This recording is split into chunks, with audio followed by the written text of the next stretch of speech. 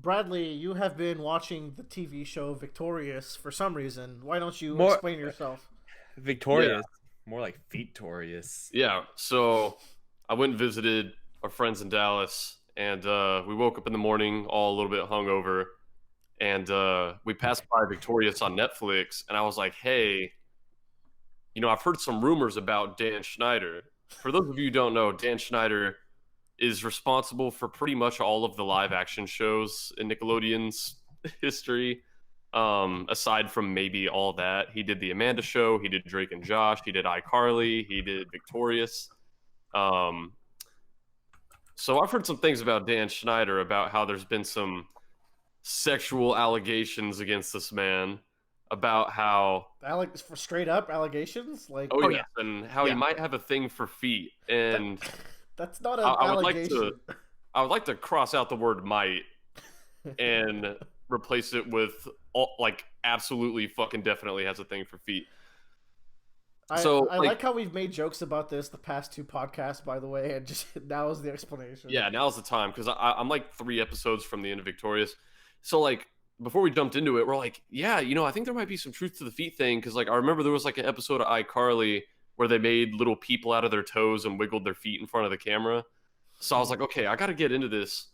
And after watching 3 seasons of Victorious, I'm not even kidding.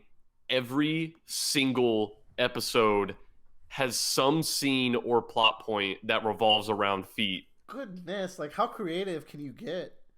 That's the thing. I told Willer about one of these, and he's like, "You, if this is your show, you could make any situation, and they chose this." Like, so there's one episode where the whole plot is that this girl's feet are really, really smooth, and everyone is keep feeling her feet, like, "Oh, your feet are so smooth. How do you get them so smooth?" That's the plot of the episode. Okay, give me And then there's more. another episode where basically the plot is the main character and one of her friends go eat at the sushi restaurant. They don't have enough money to pay. So the restaurant owner is like, well, I mean, if you don't have money, you're going to have to pay some other way. And so one of them's like, all right, take off your shoes. We'll rub your feet for you.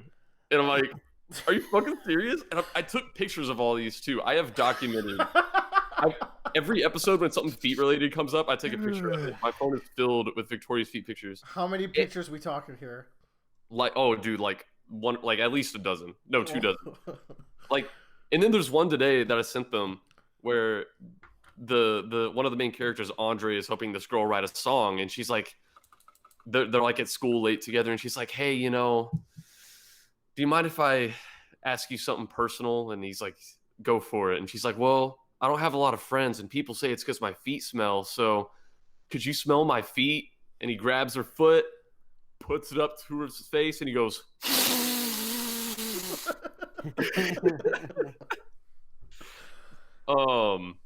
so yeah. And there's even other fetishy feeling stuff in this show. Like there's this one episode where one of the girls is in this really skimpy costume dressed up like a piece of cheese, and there's these 2 guys dressed up like mice with forks, and she's tied up with a rope suspended from the ceiling, and they're poking her with forks.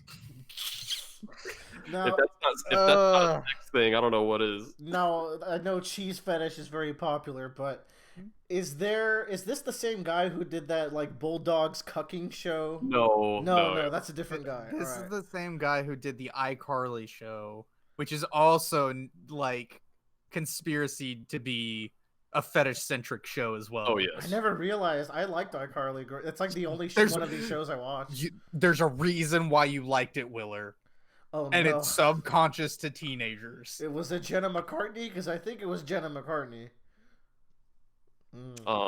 If we look, Dan Schneider makes shows with hot people. We all know it.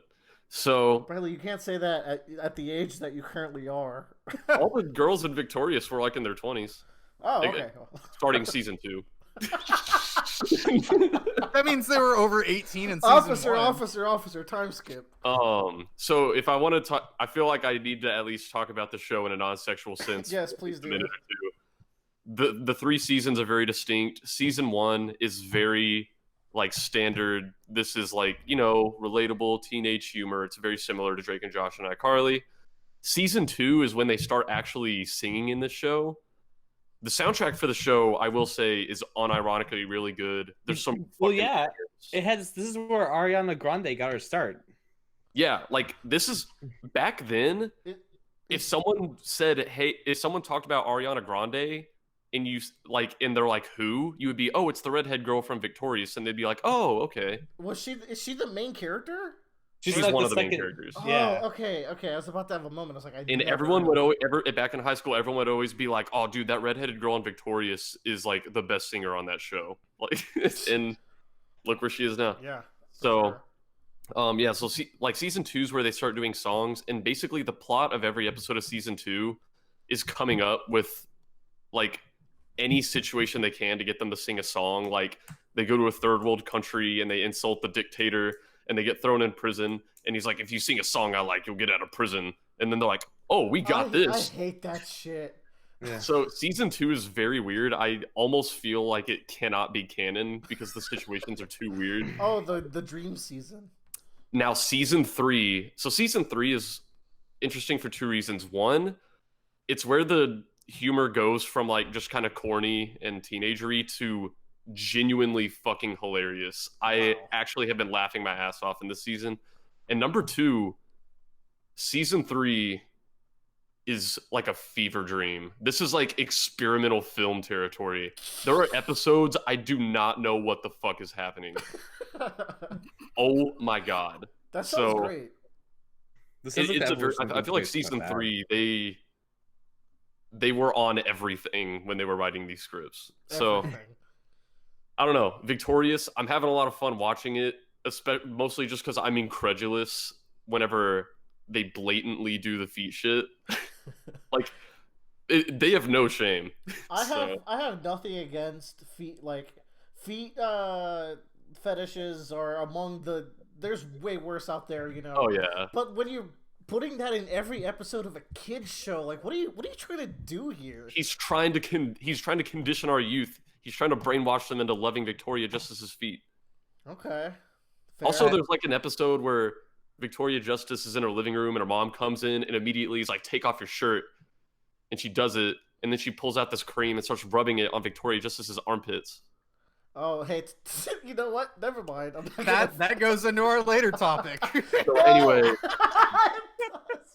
that's pretty much all I have to say about Victorious. I'm not gonna say go watch it. I just thought the people should know what your kids were watching in 2013 through about 2018. The show's about it's about a musician. Is that? Oh yeah. So I guess I never said what the show's about. It's a high school for very talented kids, mostly in the fields of acting and music. Is there an inventor? Not really. Okay, because it seems like when I watch my little brother watch these older shows, there's always an inventor character. And they're just making absurd adventures. Anyways, Liv and Maddie sucks. Oh god. Oh yeah. God damn it. That's Victorious. So, like, you know, if you want to really know about Dan Schneider, go listen to Pink Guy. He's got a song about it. Oh yeah, Nickelodeon Girls. Nickelodeon Girls, yes. That's a funny song. All right.